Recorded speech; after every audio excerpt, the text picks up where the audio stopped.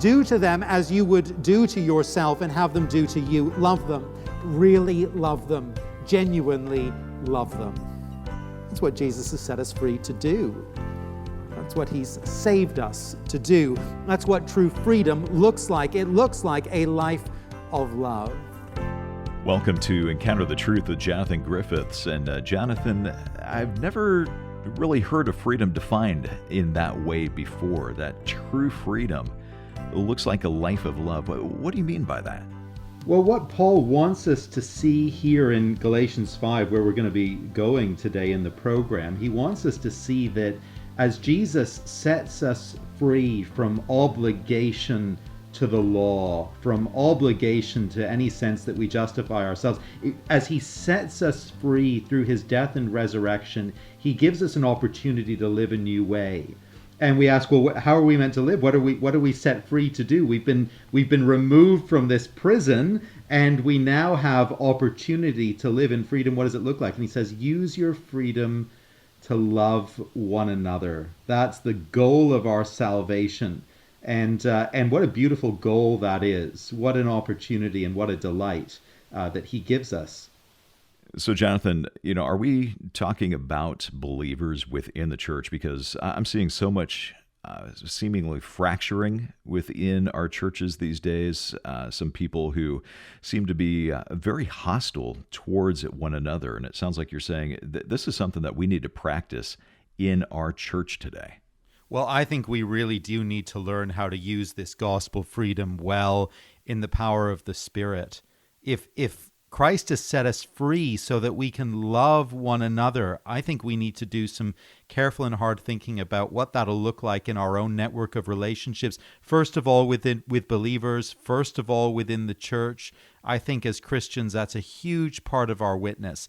And in a way, we can look back on ways in which we personally and we corporately have not done this well. Probably of late, I think this is an era of some fracturing within the church where we need to learn again the lessons of gospel freedom and the lessons of love for one another. And that's the Lord's great heart for us as his people. Well, we're going to look at this today from the book of Galatians. We're in chapter 5, really focusing on the first 15 verses. So if you don't have a Bible open yet, you can grab one and join us there as we continue the message, True Freedom. Here is Jonathan.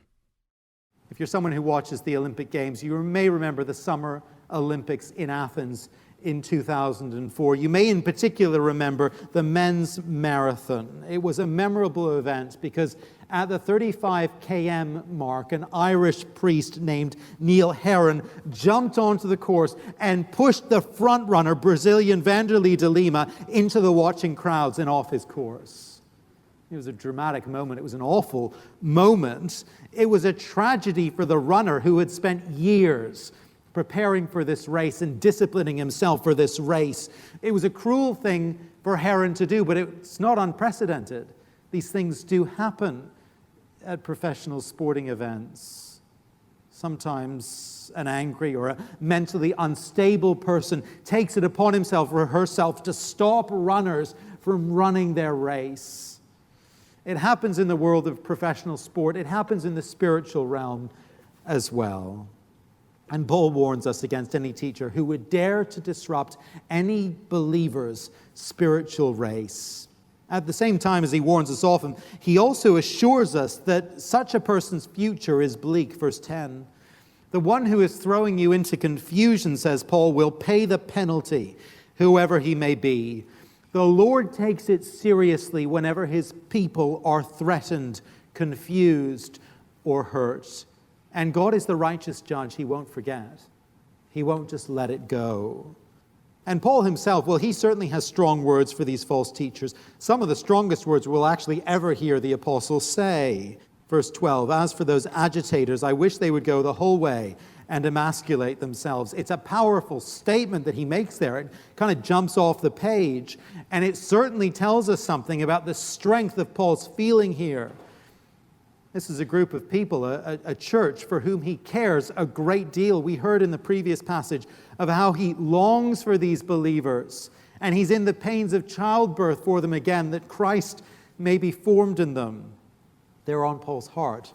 He cares a great deal. He's not indifferent. His language is certainly forceful here, but it's not unthinking language. It's not just a throwaway comment. Paul is making a significant point here in what he says. The book of Deuteronomy says that anyone who has been castrated may not enter the assembly of the Lord. They are excluded from the fellowship of God's people and from access to God himself. And Paul is seemingly saying here that he'd like to see these false teachers go the whole way and demonstrate that they are the real outsiders here. Remember, they've been saying anyone who isn't circumcised is an outsider.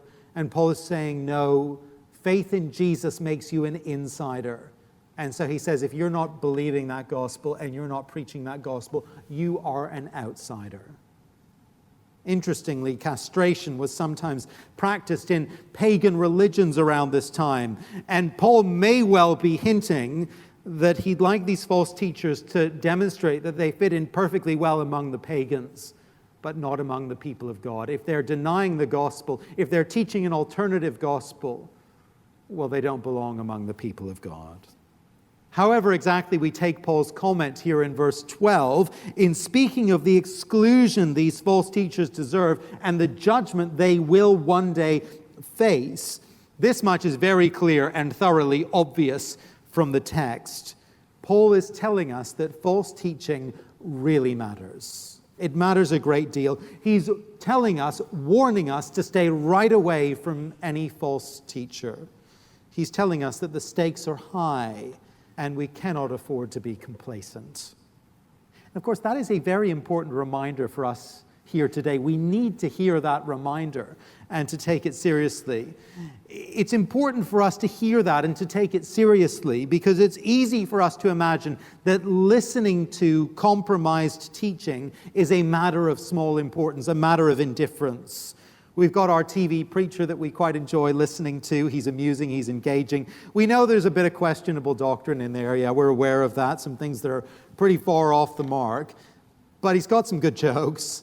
It's quite good entertainment on a Saturday night or whatever. And we're pretty sure we can filter out the bad stuff. We're discerning enough to do that. But Paul says no. Paul says, be careful. The stakes are high. This person, if he or she is throwing you into confusion about the truth, well, this person is heading for judgment. This person is outside the people of God. This person is dangerous. Stay away from such a person. And actually, the influence of such teachers, it does spread very rapidly. It spreads faster than we might think, verse 9. A little yeast works through the whole batch of dough. However discerning we may imagine we are, it is very hard not to be influenced. It's very hard to filter out the error and the distortion. After all, if a preacher's on TV or is kind of popular, they're on TV or popular because, well, they're persuasive and they're engaging. In contrast to these false teachers, Paul now reminds us of the kind of teacher he is. Remember that he's been discredited, he's been undermined, his reputation has been damaged, his integrity has been called into question. And so now he reminds us of his own character as a true teacher of the gospel, as an apostle of Jesus Christ. Verse 11. Brothers, if I'm still preaching circumcision, why am I still being persecuted? In that case, the offense of the cross has been abolished. Compared to the message of the cross, the message of circumcision wasn't terribly offensive in Paul's day. Obviously, for Jewish folk, it wasn't offensive at all. But added to that, it had a degree of acceptance and acceptability within the Roman world. Judaism was a recognized and, at least to some extent, a tolerated religion in the Roman Empire of Paul's day. But Paul wants to remind the Galatians that his message was sufficiently offensive to win him persecution. What was Paul's message? What did he preach? He preached a crucified Messiah. That was an offense to the Jews because they were waiting for a triumphant and a victorious king who would defeat the Romans. It was an offensive message to the Gentiles, to the Romans, because, of course, crucifixion was the most humiliating and degrading punishment they'd ever known. It was an offense to both Jew and Gentile, and yet it was Paul's message. But more than all that, the message of the cross is unbearably offensive to the proud human heart. It was then and it is today. It's offensive because the cross tells us very profoundly, very dramatically, that we've got ourselves into a situation that we cannot get ourselves out of. God himself had to come down. God himself, in the person of his Son, had to do something messy and painful and costly to save us from our own stupidity, to save us from the very judgment of God. And so the message of the cross, it is never popular. It's always offensive. And for Paul, it meant persecution. And of course, the dynamics, they haven't really changed. The message of the cross is still offensive to the proud human heart. Our wiring is just the same today as it was then. It's certainly not a message that is celebrated in our society. And in many places, it still leads to the persecution of God's people. Some of the most popular teachers on the Christian market at present may be teaching outright heresy, may well not be teaching the message of the cross at all. I guess we could probably find preachers and teachers with wildly popular broadcasts or huge book sales who actually, if we examine their message closely, we'd find very little of the cross in it, very little of the Savior crucified and risen again. They'd have sidestepped the offense of the cross, and they'd have, embraced something a bit more palatable and a bit more popular. As we look for teaching influences, as we choose book and video resources to use at home with our families or in our small groups, if ever we move from here and we're looking for another church, here's the encouragement from the Apostle Paul. Seek out teachers who will embrace scorn and opposition for preaching and teaching the offensive message of the cross. You're listening to Encounter the Truth with Jonathan Griffiths. Our message today is called True Freedom. It's part of a larger series from the book of Galatians. The series is called Jesus Plus Nothing, and today we've really been looking at Galatians 5, verses 1 to 15, and seeing what true freedom looks like and how we can know if we're standing firm in that freedom. If you've missed any part of today's broadcast, you can always come to the website and listen to each and every program online.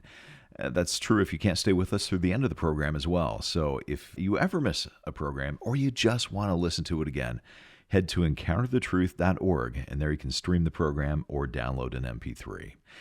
Well, we're able to bring you Jonathan's teaching on the radio and online because of your generosity. So thank you to those who are giving and supporting this ministry.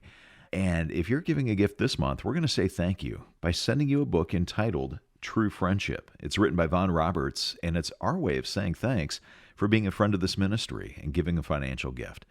You can give your gift online or find out more when you come to encounterthetruth.org, or you can call us at 833-99-TRUTH.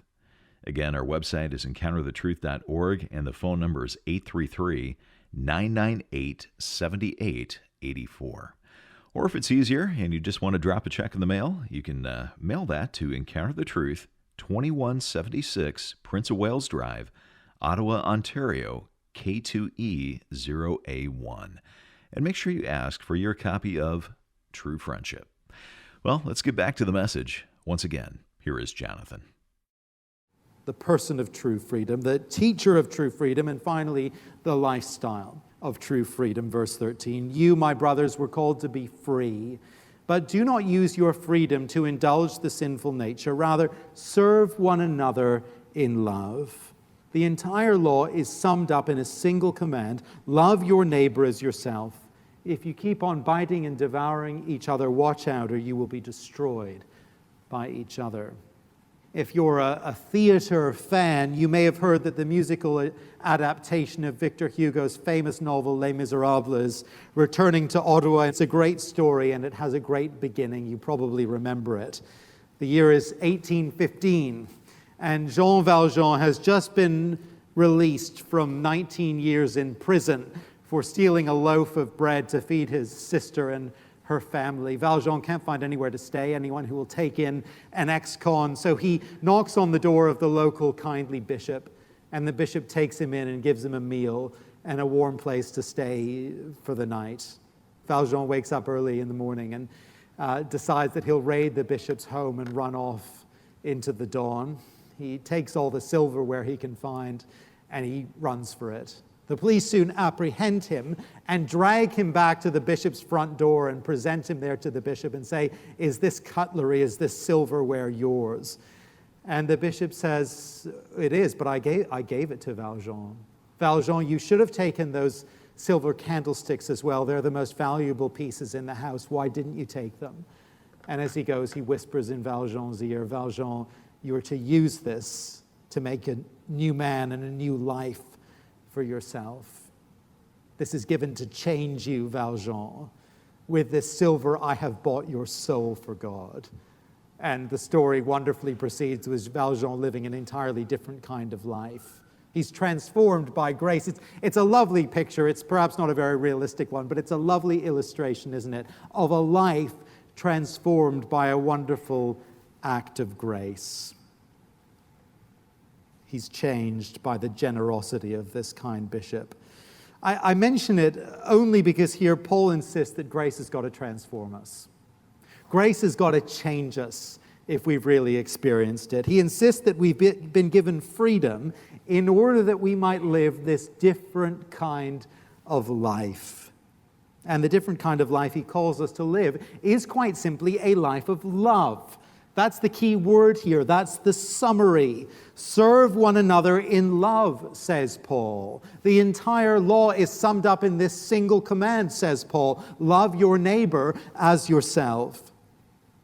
It's remarkable what strange and sometimes quite contrary creatures you and I can be. We can labor under a burden of sensing that we need to justify ourselves by our good works. We tie ourselves in knots over our failure and our sin and our inability to be all that we're meant to be, all that God calls us to be in His law. But then we come to a new realization, or to a fresh realization, that Jesus has done everything necessary to secure our salvation. We're liberated from that burden. And almost immediately we can turn to imagine that God actually, well, He doesn't care now what I do. It doesn't matter how I live. Jesus has set me free, hallelujah, and I'll live as I please. And no doubt Paul's opponents might read what he's been saying in Galatians up to this point and charge him with promoting lawlessness, with promoting ungodliness. If we're also free from the law, Paul, does that mean we can do whatever we want to do? Lying, stealing, adultery, is that all legit now, Paul? Is that what your gospel tells us? And Paul's answer, of course, is as clear as can be. God still has expectations for His people. He still has requirements of His people. But these can all be summed up in one very simple way, with one very simple word: love. Love. Love your neighbor as yourself. Do to them as you would do to yourself and have them do to you. Love them. Really love them. Genuinely love them. That's what Jesus has set us free to do. That's what He's saved us to do. That's what true freedom looks like. It looks like a life of love. Legalism is, of course, a very unattractive thing. Many in this room will no doubt have encountered churches and Christian communities that are terribly legalistic, that place terrible burdens of rite or ritual or rule or regulation on the people who belong to them. And it's a sad and it's an oppressive thing when that happens. It falls short of the gospel. It is a tragic truncation of the gospel. And throughout our series in Galatians, actually, if you've been here through it with us, we've been on the lookout for ways in which we might even fall into legalism here. And that's an important thing for us to do, to be on the lookout. But there is another kind of truncation or distortion of the gospel that is perhaps even worse, even more unattractive. And actually, in evangelical churches like ours, where we're so schooled in grace, I wonder if actually this is the bigger danger. And what I'm referring to, of course, is the message of the gospel of cheap grace. The message that says that Jesus has done everything in order to secure our right standing before God. He's died for our sins. He's won heaven for us. And so if we've prayed a prayer or walked down the aisle at some point, we are now in the clear. Nothing to worry about. After the prayer, after the altar call, God isn't concerned with what happens in our lives. He isn't concerned with our behavior. Now, of course, grace is wonderful, and grace is free. But the danger is that we take that grace and we become so secure in it, we become so comfortable with it, that we forget that Jesus has saved us for a purpose. We forget that grace is designed to transform us. We forget that we have been set free for a reason. And the simple reason, the simple purpose, it is this: we are to love. Back at the end of verse 6, Paul summed it up very simply. The only thing that counts is faith expressing itself through love. That's what matters. That's what true faith will do. And actually, when we stand back from all this discussion about law and legalism and the Old Testament legal code, the simple point is so obvious, and Paul makes it here. The entire Old Testament law is summed up really in one single command. This is where the whole thing is heading. Love your neighbor as yourself. Paul knows how easily love can be forgotten, and love can be set aside for acrimony and aggression and discord. It happens even in churches, and so he sounds the warning of verse 15. If you keep on biting and devouring each other, watch out, or you will be destroyed by each other. The lifestyle of true gospel freedom, it is a lifestyle of love. That's how true faith expresses itself. Love should mark us as individuals. It should characterize us as a church family. But I do wonder this morning where it is that perhaps we need to ask forgiveness. Forgiveness from the Lord for our failure to love. I wonder where we need to plead with Him for the help of His Spirit, that we might love one another as He has called us to love, as He has liberated us to love. What does authentic gospel freedom look like? What's the profile? What are the true marks? What does the person of true freedom look like? Well, it looks like eagerly awaiting the righteousness for which we hope. What does the teacher of true freedom look like? Well, it looks like proclaiming the apostolic message of the cross, whatever the cost. What does the lifestyle of true freedom look like? It looks like serving one another in love.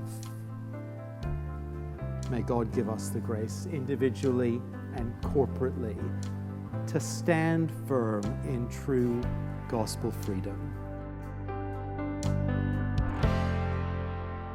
Jonathan Griffiths with the conclusion of our message today entitled True Freedom, where we've been looking at Galatians chapter 5, verses 1 to 15. And if you missed any part of this broadcast, you can always go back to the website and listen online. The website address is encounterthetruth.org.